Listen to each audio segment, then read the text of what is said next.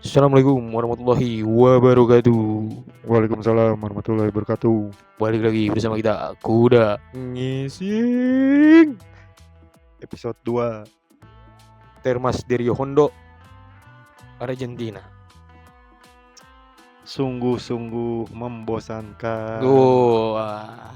Kali ini semakin menarik. Semakin kesini semakin menarik.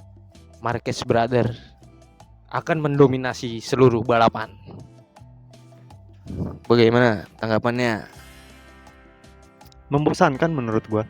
Kenapa membosankan? Lagi-lagi lu selalu bilang membosankan. Ya karena nggak ada entertainnya. Itu sangat entertain sekali.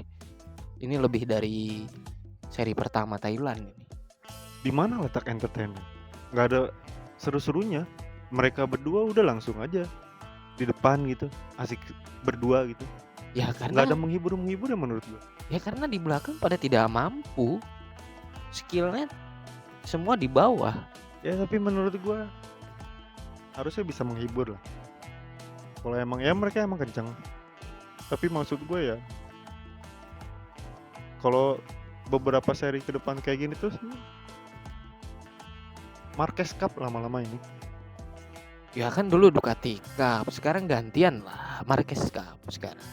1-2 akan diperebutkan adik kakak sejarah ini dalam MotoGP ini. Apakah nanti akan start strong, finish strong? Kita lihat nanti. Menurut lu gimana itu Peko? Kirain bakal podium lagi. Taunya diasapi oleh Frankie Morbido. Ya kok untuk race mungkin iya, karena lagi-lagi setup motornya dia masih belum nemu yang pas. Tapi menurut gue di sprint dia dengan ketiga ini ya cukup memuaskan lah untuk ngejaga asa juara dunia. Cuma memang Peko ini gue nggak ngerti ya kenapa Ducati ini ngasih pengembangan ke Peko tapi bukan untuk riding style Peko gitu. Dari musim lalu bukannya seperti itu ya Peko. Di awal musim di awal musim tuh selalu struggle dia. Dia tuh panasnya nanti mau pertengahan di seri-seri Eropa. Ya Baru memang seperti itu. Cuma sampai akhirnya dia nyerah sendiri. Dan lu lihat di interview dia bilang bakal balik ke GP24 total. Ya itu sih menurut gue ya salah dia lah. Kenapa nggak dari awal? Kalau dia seperti yang gue bilang di awal, ya kalau lu mau juara dunia, ya pakai aja yang pasti-pasti. Kenapa mesti tidak pasti? Nah kalau menurut gue ini lebih ke Ducati ini ngebela Marquez sih. Bukan karena salah Peko menurut gue. Karena menurut gue Ducati ini nggak ngedengerin opsi Peko tuh pengen arahnya kemana gitu kalau menurut gue. Bukan nggak pengen ngedengerin ya, tapi ya Ducati kan mau juga juara dunia lagi ya. Apalagi pabrikan nih Lenovo. Musim lalu kan dipermalukan dengan tim satelitnya. Ya kali ini pasti mau juara dunia lah. Makanya nyari yang pasti-pasti aja. Contohnya ya seperti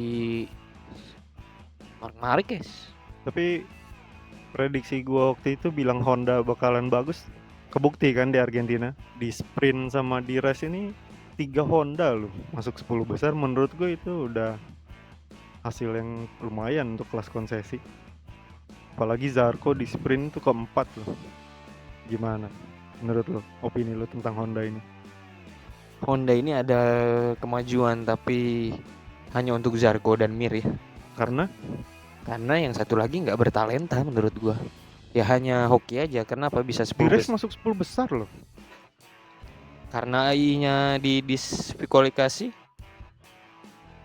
Jadi menurut lo hanya Zarco dan Mir? Hanya Zarco dan Mir. Waktu dia masih di Ducati aja, dia ngeraih podium sprint pertamanya aja ketiga.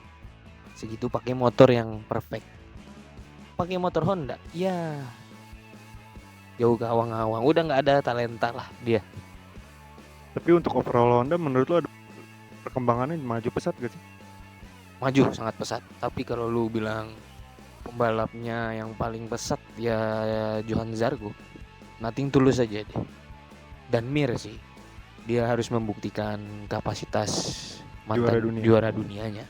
Kalau untuk Frankie bener kan sesuai prediksi gue episode sebelumnya kan, dia bakalan podium kan.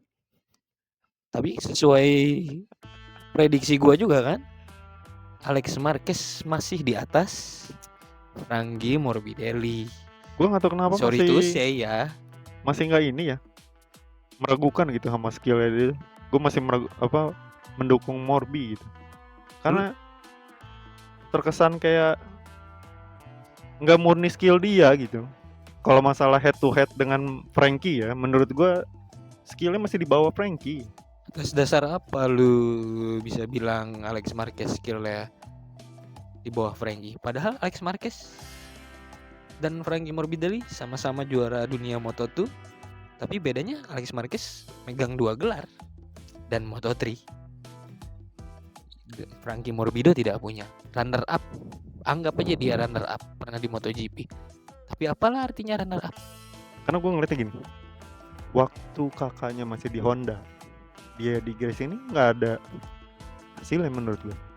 Sedangkan Frankie, dia baru masuk di Ducati, ya menurut gue progresnya kelihatan gitu. Alex ini udah berapa lama di Ducati? Kakaknya masuk baru dia bersinar menurut gue. Jadi skillnya nggak murni menurut gue. Tapi lu harus akui dong, Alex Marquez tetap berada di atasnya Frankie Morbidelli. Memang prediksi lu tepat, Frankie Morbidelli masuk podium. Tapi prediksi gue lebih tepat, bukan sejauh ini Alex Marquez selalu berada di atas Frankie Morbidelli. Ya gue mengakui Alex Marquez di atas Pecco dan Frankie untuk sampai seri 2 ini ya. Tapi opini gue masih tetap kalau Alex Marquez ini skillnya nggak akan bisa melebihi Frankie. Mungkin menyamain bisa menurut gue. Tapi kalau untuk melebihi menurut gue enggak, karena ya dia terlalu banyak bantuan gitu menurut gue.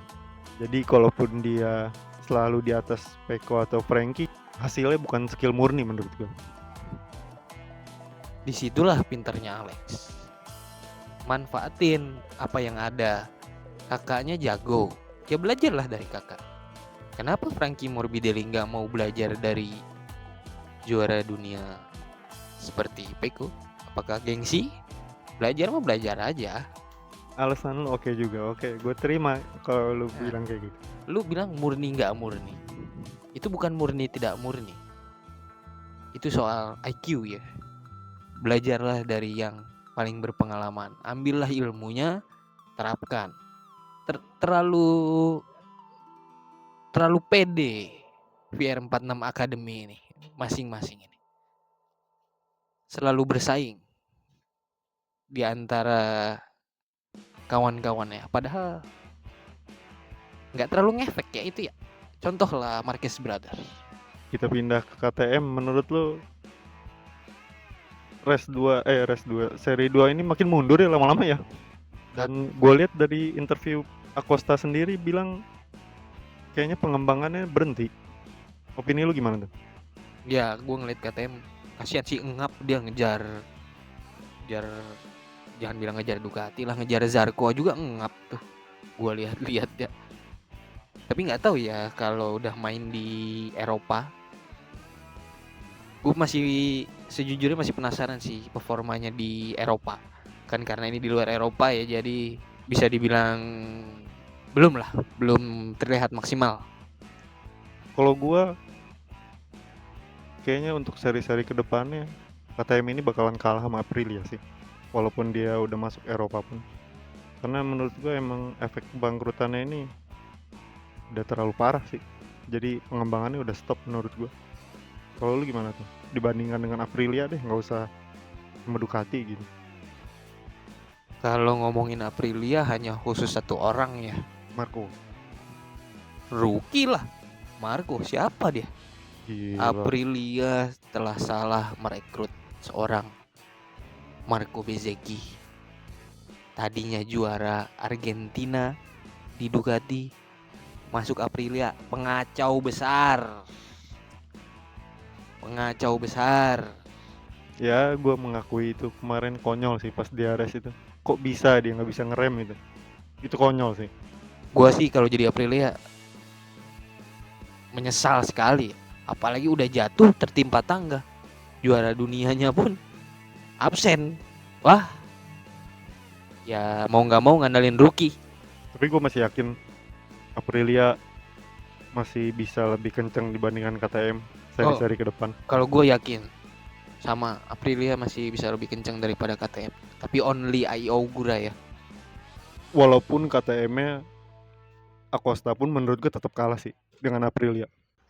Kalau gue bisa bilang separah-parahnya Acosta tidak bisa dikalahkan oleh Marco Bezzecchi.